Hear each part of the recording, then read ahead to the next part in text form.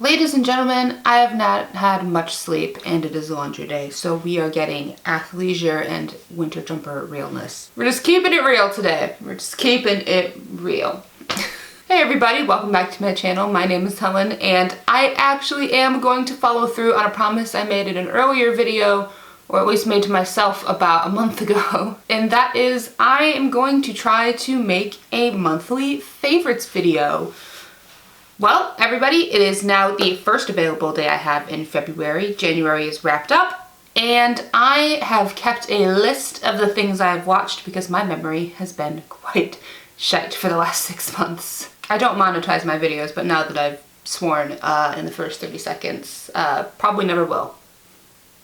What are you gonna do? So yes, something that I'm starting for 2023 and have been doing for books for at least a couple of years now is I'm going to start tracking what I read, watch, and kind of what I listen to through the media tracking apps that you know of. For books, I have the Storygraph. I've made several videos about what I've been reading on there.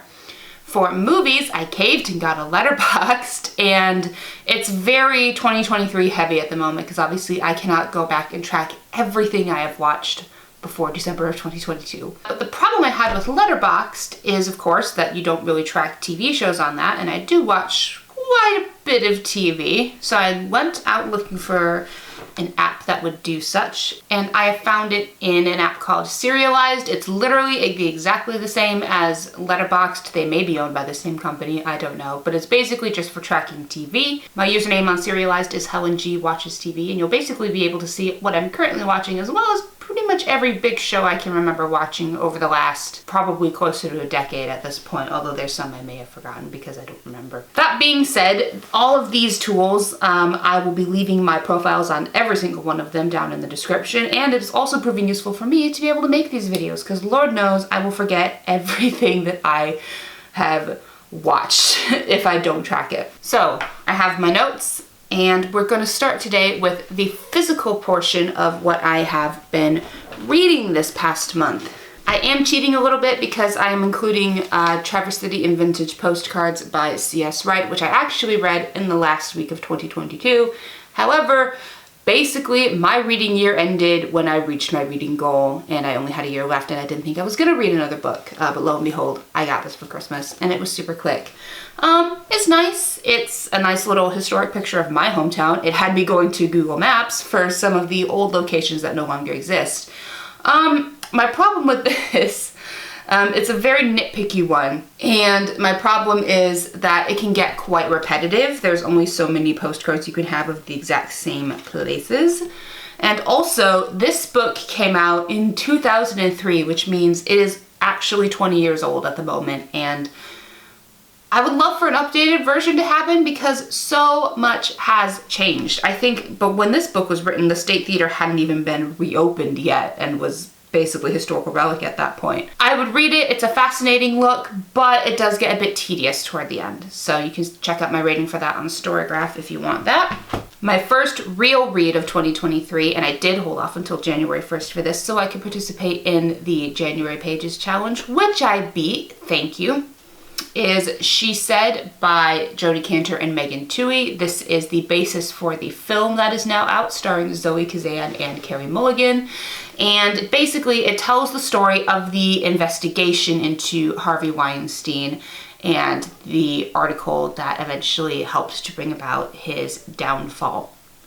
It goes a lot more in depth than the movie does. However, it tells a story, but it's a little bit less linear and more academic in tone. We don't get as much into the reporters' personal lives as the film does, and I think that works for this book, but they did need to change that for the film.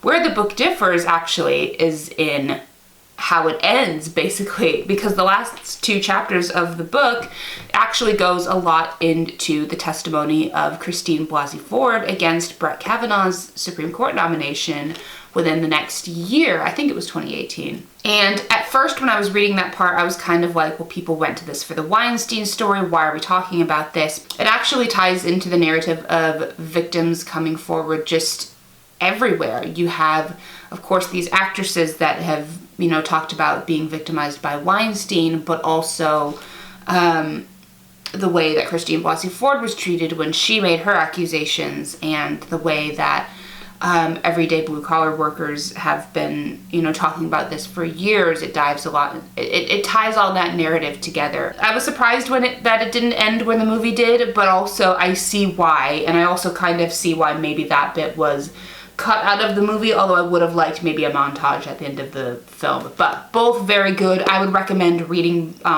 both in conversation with each other. Next, so I like to do something sometimes where I'm reading two books of very different genres at the same time, and that is no different, just so I don't get fatigued. So I read Truthwitch this January. I've known about Truthwitch for a while. In fact, I have a bookmark for the book before it was released that I got at Grand Rapids Comic Con in 2015 at a talk that Susan Dennard did. And I've met Susan Dennard a couple times. She used to walk into the bookstore I worked at. Fun fact. But I made it a goal of mine to read more women-written fantasy, and I just thought, I have this bookmark. I've known about this book for years. I should actually sit down and read it. And where I had a bit of problem with Shadow and Bone, really, the book series anyways, really catching me, this is so good. I love these characters. I cannot wait to read the next book, although I do have some other stuff on my TBR that I really want to get to first. This is the first book in a series in a while where I've been excited to actually check out the next chapter. I feel like I read Siege and Storm, the second book in the Shadow and Bone trilogy, out of obligation because I liked the show. There's a new season of the show coming out, and I wanted to know. I really liked Truthwitch. I hope that you guys check it out. It's a really cool system of magic, and the characters are great, and I love them, and I would die for them. So yes, go check this one out. Now, the reason I wanted to read this alongside the next book, I am trash. Trash is me. I read Spare, just like so many other people did. I did mention that I watched the Harry and Meghan docuseries in my last video, which thank you for the lovely comments on that video. I do have to say, I was a little worried. So this was a very interesting read. I have to say it was quite an easy read, just from a technical standpoint. I appreciate that the chapters are broken up into very short chunks. I appreciate a good, nice big font size. I don't know if that's a sign of me getting old, but yeah. But I think with the help of J.R. Moringer, let's just be completely honest, and he has been honest about the fact that he wrote this in tandem with him, and he does thank him, and the acknowledgements is very much a co-written piece, and I think it tells a very good story. I think it takes you through his mindset really well. I know people have a problem with this for stupid reasons, and it's basically because those people that have a problem with it for stupid reasons are the press. That being said, I don't think it's flawless. I think at the end, when he doesn't seem to quite grasp that like the institution and his family are one and the same, or he wants to like improve the, like, you know, he's critiquing the institution, but he is critiquing his family as well. And I think he's a bit leaning on the positive side for any hope of improvement. I don't think that's gonna happen, so I'm sorry, but I do feel like this is a very honest look.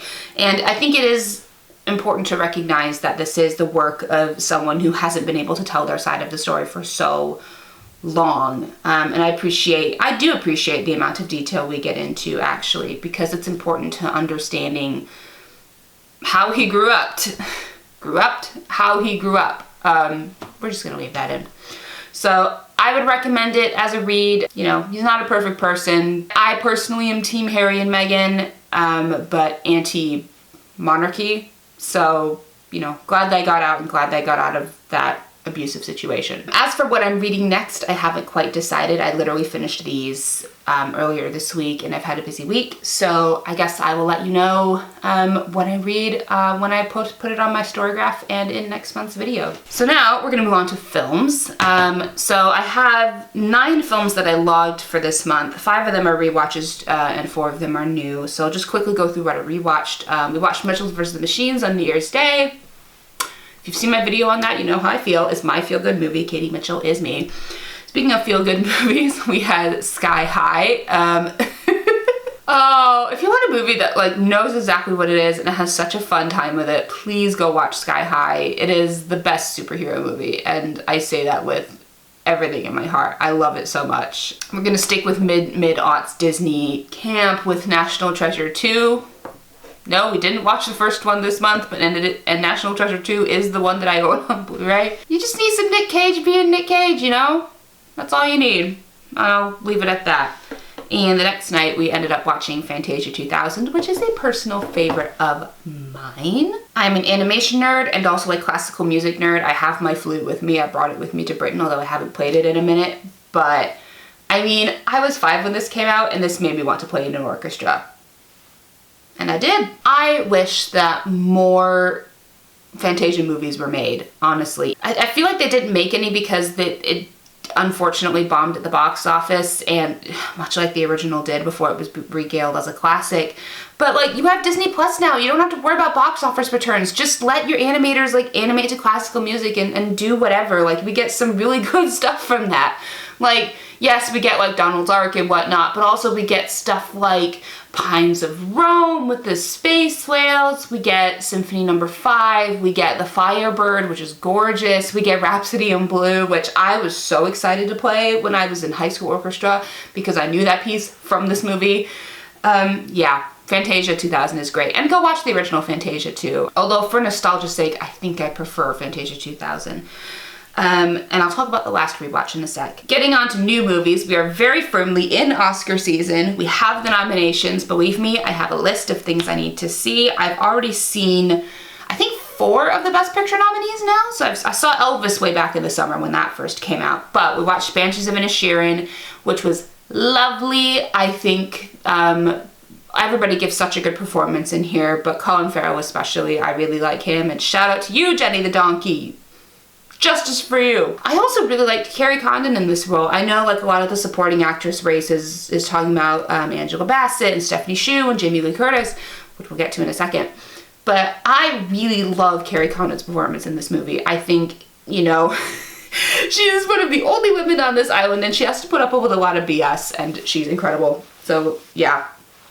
Next we watched Matilda the musical. We had a lovely little day out. I don't have as much nostalgia for the book or the 90s film, which we also ended up watching this month, and watching them in close succession. I do have to say I prefer the musical version, with the caveat that I don't like Emma Thompson in a fat suit. As a fat person, I don't like the impression that like skinny people just get to put on fat and take it off at the end of the day. Which is another reason why I love Brendan Fraser, but I'm not seeing The Whale. You can't make me. Sorry.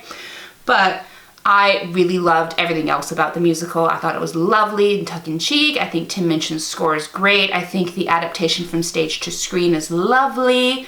And Alicia Weir as Matilda. Why aren't we talking about her for Best Actress? Really. She's incredible. She has such a range. Lashana Lynch as Miss Honey was great. Andrea Riseborough was in this film as well, and honestly, we should be talking about her performance in Matilda instead of to Leslie, which I will try to watch, but just funny to me. And then we saw Tar. We went out and saw Tar. What do I say about Tar? I'm a classical music nerd. I appreciated that. Cate Blanchett is great.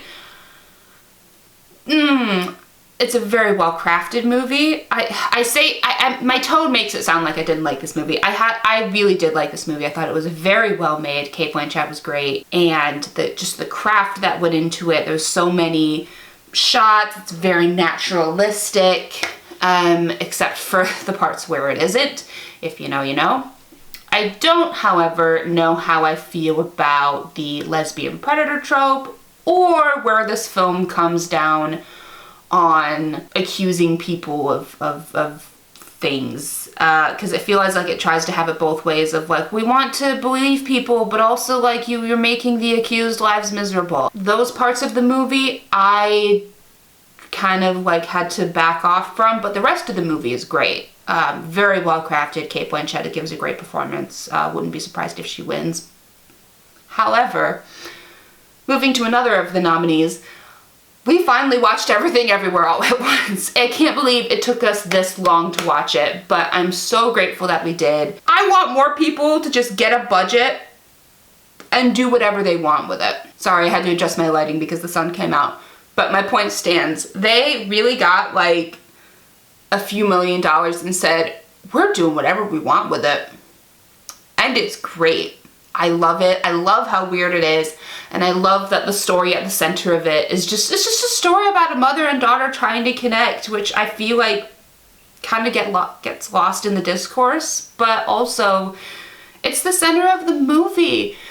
Michelle Yeoh is incredible in this movie. In fact, this entire cast is incredible. This movie is the argument for having a best ensemble Oscar, basically, because it's just like, yes, Michelle Yeoh is a great lead actress, and I love Ke Huy Quan in this role. Everybody in this movie is playing like at least 3 different roles, which is such a huge task, and they are incredible. But I just need to talk for a second about our Lord and Savior, Stephanie Hsu. She is so good. She's so vulnerable when she needs to be. She's sarcastic when she needs to be. She's menacing when she needs to be. I mean, musical theater people have just been given it. We have Ariana DeBose last year and Stephanie Hsu this year. Like, come on, y'all. EEAO is my front runner for Best Picture. Key is gonna win Best Supporting Actor. I hope Stephanie Hsu wins Supporting Actress. I feel like the momentum is there and she's just so good in this movie. Why was this not up for visual effects? I can't. I know that they didn't shortlist it, but why wasn't it even on the short list? Like, anything. Anyways, that's a whole other debate. So yeah, that's where I am with movies at the moment. I am going to try to see as many of the Best Picture, actress, actor, and animated nominees as well. We have plans to go see Puss in Boots this weekend, because we're nerds. TV, I have a couple of things I want to talk about. Just firstly, I am keeping up with some Eurovision National Finals. Not all, but I have watched part of Malta Selection, which could have been a meeting. And I have watched Norway's Melody Grand Prix. I think they have done a great change with slimming down the number of semifinals and having no automatic qualifiers. So the final for that is this weekend, and I'm curious to see who they pick. By the time this video goes out, you'll know who was picked. So I'm gonna move on from that. Still haven't finished the most current season of The Crown. I have 2 episodes left, but let me tell you, episodes 7 and 8 was real interesting to watch while I was reading Spare, and that's all I'll say on that. It's not as good as previous seasons, I have to say, but it's still my very expensive trash TV. And speaking of trash TV, let's talk about The Traitors. So I was sick for like a little bit of the middle of January, and what do you want to do when you're sick? You want to watch some trash TV. So everybody's been raving about this. There's a US series out now, and The Traitors UK is wonderful. It is delightfully camp. I want to go to Scotland now. I loved almost all of the contestants, except Tom. Tom was annoying. You played yourself, and I know people stand well for like playing a vicious game, but I just found him so annoying. Like, I can't believe none of them clocked how much he was overacting. And of course, our Lord and Savior Amanda. The minute that like Wilf decided to throw Alyssa under the bus, I was just like, right, Amanda, you're only safe for as long as Wilf says you're safe, and I don't like that. However, shouts out to you, Kieran. That final boy was incredible. I loved it so much. But yeah, just generally, I had a great time. I hope that season 2 is just as good, and at some point I will check out the American season. So yeah, it's as good as people said it was. I got invested as people said I would. So yep, there we go. And finally for television, I finally caught up with Ted Lasso, and the day that we watched the final episode of season 2 of Ted Lasso was the day that I posted my video about how I felt as an immigrant. And what Nate said in that final episode was, it actually made me cry. We had to pause for 15 minutes because he just went at him for being an immigrant. And we all know I've been on this journey of identity and, you know, how I feel about being an immigrant and how British people feel about immigrants. And that just broke me. It really broke me. However, the rest of the season, and pretty much all of Ted Lasso, honestly, is incredible. Everyone is giving such good performances. I feel like people were wondering, like, oh, did it deserve to win the Emmys? And I love me some Abbott Elementary as well, but like, new episodes aren't available in the UK yet, and I'm so jealous of all of you who get to watch it in America right now. That's beside the point. Everyone is so good in this show. It's not just a show about football. It's a show about an immigrant story. It's a show about chosen family. It's a show about like recognizing the trauma that you've been suppressing. And it's also really, really funny. Yeah, I really enjoyed it. I cannot wait for season 3. I know we don't have a date yet, but I think we're getting it early spring, and we do have an official first image, which, woof. I cannot wait. Gonna be honest, watching Ted Lasso, my partner has now asked me twice if I'm ready to rewatch The Good Place. I think I'm getting there. I think we're gonna try to do it this summer, but like knowing how that show took us on an emotional roller coaster, much like this one, very curious to see how that goes. But that's basically my TV for the month. Other than that, it's been a lot of watching YouTube video essays and also sport. Not necessarily a TV show per se, but I did also watch European Figure Skating Championships, and I have some lovely highlights of that I've saved to my Helen's Favorite Skating Programs playlist, which depending on where you are in the world, you may not be able to see all of the programs I have there, but I've been watching skating since like 2018, and I think I've saved my favorite programs probably from like 2019 onwards, but there's a good chunk in there. Of course, one of my favorite skaters is Matteo Rizzo. I've loved him ever since Pyeongchang 2018, and he was so good, king of good program choices, except for The Greatest Showman, but I'll forgive you. But like, he's doing a Måneskin short program and a Bruno Mars free skate, and he nailed both of them. I just need him to do it again at Worlds. This is the problem when you peak at this point. I'm like, but you still have one major championship left. Please do good at that too. Of course, US Nationals is happening, and I have watched a couple of programs, and Jason Brown, I love you so much. Thank you for coming back. And Ilya, people lay off of him, please. I know he can do a quad axel, but like men's skating especially is very volatile, and especially when you're not done going through puberty yet like he is. So yeah, and also on a figure skating note, Waterstones, I want my book copy of Nathan Chen's memoir to arrive. I know that there's some shipping things, but whatever. It's on my TBR. I have ordered it. I've not been charged for it yet, but yeah. Also from Euros, I would highly recommend checking out the pairs winner, ice dance bronze medalists from Finland, Turkula and Versleis. Wow, what a moment. Check out both their rhythm and free dance. And of course, check out Liza and Lewis, because we have to stan. And also Kimi Rapon from Switzerland. Incredible. And of course, Katya Kurikova is always one of my favorites. And Denis Vasilyev's in the men. Okay, I've said it enough. By the way, if you go and watch Denis's free skate from MK John Wilson Trophy on the ISU's YouTube channel, and you hear someone screaming on top of the kiss and cry, that's me. I was there. It was incredible. Anyways, that's all I need to say on that. Finally, I just want to talk a little bit about what I've been listening to music-wise. I don't track it as much. I just have my Spotify. And the on repeat playlist is useful, but also means I'm listening to it over and over again. So I'll link my Spotify down below if you want to see what I'm listening to. But basically, I have my classical playlist. I have a punk playlist that Spotify curates for me. I have my happy mix, but most everything from that usually ends up on my on repeat. But my classical mix is what I go to. And also I listen to a lot of box fan sounds to help me fall asleep, because it's too cold to use an actual fan.